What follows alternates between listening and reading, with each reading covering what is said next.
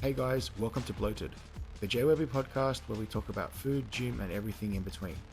Thanks for joining me, and don't forget to keep up to date with all my antics on my social media channels. Search Jwebby Can Eat across all platforms. Jwebby and DK, this is the last podcast for the trip, the tour. Let's wrap it up for the fans that have been listening to us this whole 2 weeks. It's been an eventful 48 hours actually. So we left Turkey yesterday sometime, or the day before. I did a Lamashon challenge and a little bit of lost in translation, a little bit of getting screwed over. They tried to make me eat 40 Lamashon. That was crazy. Was ridiculous. 10 minutes into the challenge, they told me the record was only 20.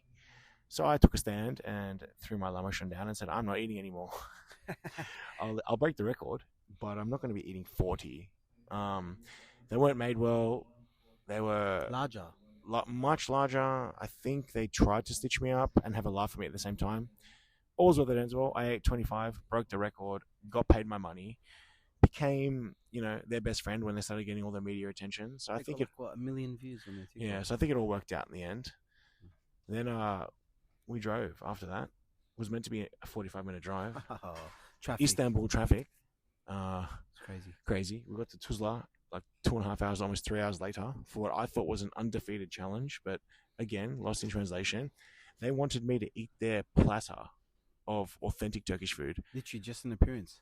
Just come there, eat, make a video, and pay me accordingly. That's how much you're popping in Turkey. So that worked out really well. That was kind of cool. The food was actually cracker. It was legit nice. Authentic Turkish food, and it was a fancy restaurant. So I was like, wow, okay. They gave me the whole upstairs. They gave us the whole upstairs area, brought us whatever we wanted, took some photos. It was a pretty good experience. I think the name, so the whole translation thing, the name of the place is called Titties. Titties Lokantasi, whatever that means. But look, it was good. They're good people. Hopefully we can see them again next time.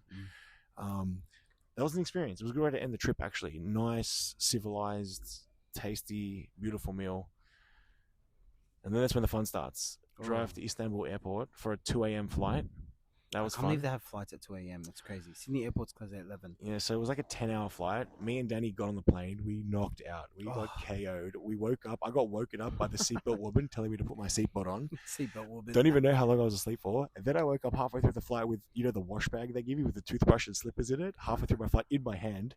Not even sure what happened. Didn't go to the bathroom for 10 hours. Didn't eat a thing for 10 hours. It's crazy. Arrive in Malaysia. It is stinking hot. Wearing long pants, long sleeves because we've come from like 2 degrees in Istanbul. This only gets better. And then we look for our bags. After we wait 3 hours in immigration, because that's how long it takes apparently. 3 hours for immigration. The worst lineup I've ever seen. Couldn't find our bags. Turns out our bags got sent straight to Sydney. Well, we hope they got sent straight to Sydney. The hotel we booked was like an hour-and-a-half drive from the airport with no bags, long pants, long sleeves. Luckily, we're near the Kuala Lumpur downtown Chinatown market. Yeah. So we salvaged through the market for like clothes. I bought some cheap-ass singlets and shorts just to wear. Danny being Danny, very picky. He put a shirt today because he found the one he liked. It's not bad. It's nice and stylish. It was an experience. Go through the markets. Then we finally got back to our hotel with some spare clothes. After getting dropped off at the wrong hotel, by the way. Had a shower, brushed our teeth, felt like $1 million. Then hit the night market for some grub. This was actually pretty cool. I love the night market. You know what? After we had a shower and brushed our teeth, the night got better. Yeah. So we just, tranced through the night market, got all these snacks and foods. I educated Danny on Malaysian street food. I've never tasted He didn't know what any of it was. I'm just like, try this, try that. Yeah. He's having a blast. Turns out he really likes chili chicken. Love. Turns out he's not the biggest fan of fish. Mm-hmm. But look, we got some snacks, we got some food, we walked around, haggled a little bit, had a laugh, slept like a rock, woke up this morning for the gym. The gym was closed.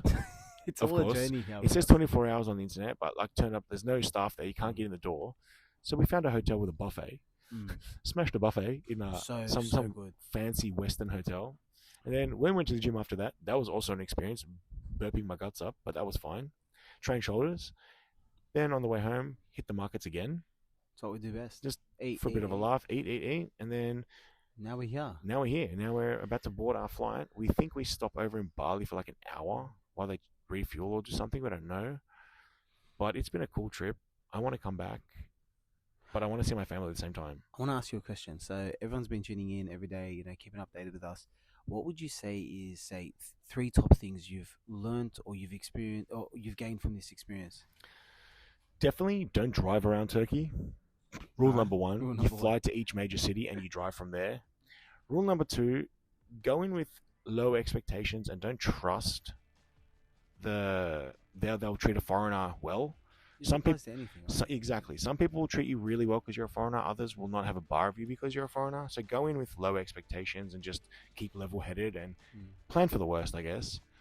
Keep a spare pair of jocks in your backpack because you never know where your luggage is going to go missing. That's my three Fair. takeaways. Number three, eat as much food as you can and try as many different foods as you can because this trip, I've eaten a bunch of things, don't know the name, can't pronounce it, probably don't even know what it was, Yeah. but it was tasty as hell. Yeah. It was a good time.